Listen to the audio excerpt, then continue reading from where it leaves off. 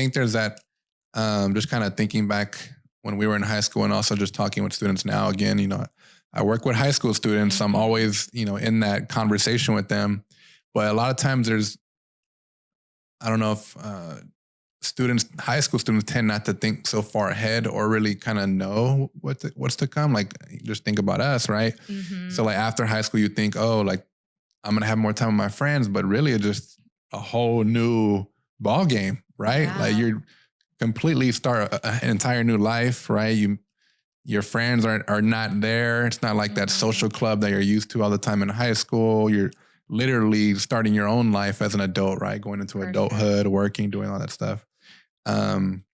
So yeah, definitely. So if anybody, I know I have a few young listeners. I don't want to call anybody out, but I know people, former students and whatnot, but they're experiencing it right now. So yeah, it changes. And, a lot of the times we are resistant to that change because it's unfamiliar and it's uncomfortable. And obviously with any type of change, true. You don't want it, and you try to cling on to, what was as much as you can, or, and that's okay, but also embracing the change that comes. When you are willing to let go and less resistant to that change, you allow room for other people in your life or other opportunities, and just kind of see it as that. Yeah, I think that's something we take with us in life in general, right?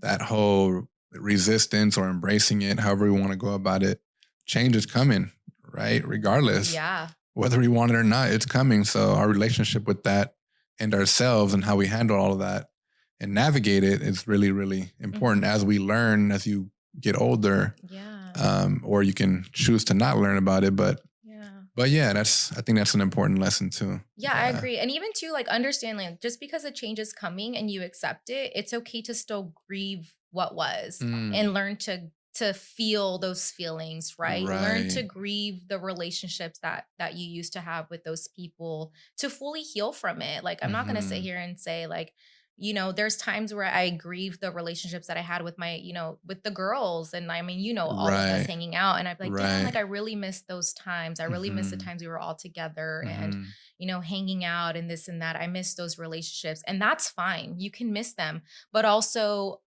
not living in the past, not living in those relationships, because then you don't appreciate what's in front of you and the new friendships and the new relationships that you have. Like, you don't give yourself that time and space to grow and evolve and flourish, right? And do all these awesome things that we are capable of, right? Because we're so stuck in what's the past or what could have been or what if and this and that. So yeah, I totally feel you on that. Just sticking to this topic really quick with high school, UCSB, academics, the preparation to get to UCSB, as far as like, were you always just a good student, or did it come naturally to you to just kind of excel, get good grades? Or were you just like really big on like prepping, studying, collaborating, office hours or teacher, like tutoring hours, or, like kind of how did you, because like it's difficult for some people, right? So how did you prepare yourself, or was it just easy for you? I think for me, more or less, it was more of like an easier thing. I at least in high school, I've never had to really put extra effort into my academics. Okay. Yeah, I feel you on that. But again, you would notice when I did have a lack of effort, because I would not. I think that was my freshman year of high school, is when like I really didn't really care. Right. And then when I started caring, I realized like, oh, this is easy. Right. Okay. Yeah. And then when I realized I want to go to college because I want to get away. And for me, I was like, community college isn't an option because I know I can't live away from my home. Right. You would be in the same spot. Yeah. And so I was like, okay, well, my next option is moving away for college. And that's going to a 4-year.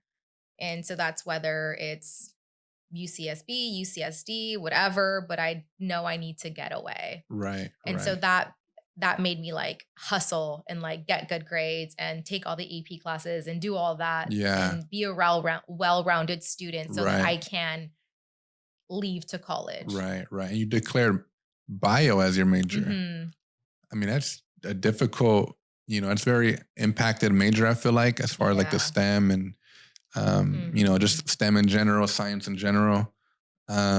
So were you just kind of heavy on the sciences? Like, was that your strength, or I know you mentioned your dad was kind of, you know, An influence. yeah, a big Mhm. influence on you with that. Mhm. So were you like, okay, that's the direction I'm going in. I'm gonna take all the biochem, physics, whatever classes that you needed, or like, did you go heavy on science, or that just came about as because you declared it on your application?